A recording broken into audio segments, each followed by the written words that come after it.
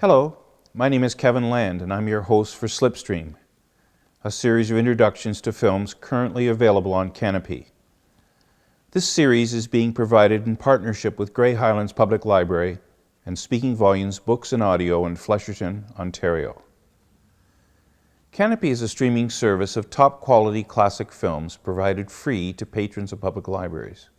I had a notion to write a series of introductions to a selection of films offered by the service, which could be accessed through our local culture channel.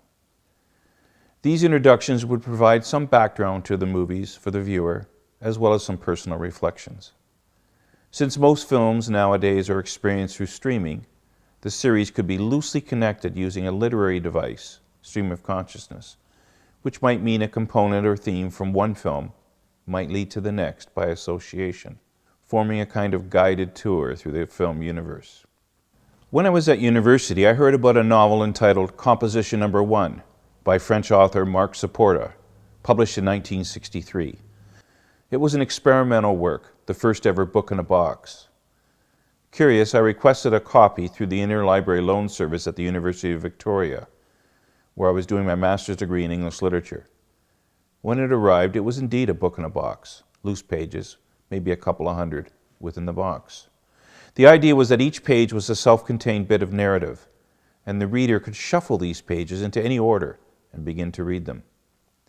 In this way, given all the permutations in which the novel could be read, no two people would experience it the same way. I don't believe I read more than half of them. I was, after all, supposed to be working on a thesis on the transition from Frank Norris's novel McTeague to Erich von Stroheim's screenplay and film, Greed. But Saporta's groundbreaking book made its mark on me nonetheless.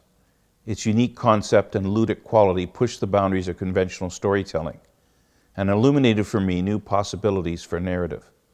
Looking back now, even with my limited understanding of all things computer, it strikes me that with all the potential the work offers for one to explore, the book is a little like the internet.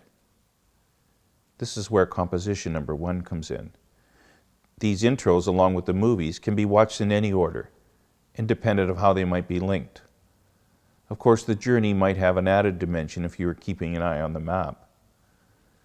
The chosen films could come from any era, silent or talkie, black and white or color, or any genre. The only limitation is that they must be available on the Kanopy site. Beyond that, everything is fair game.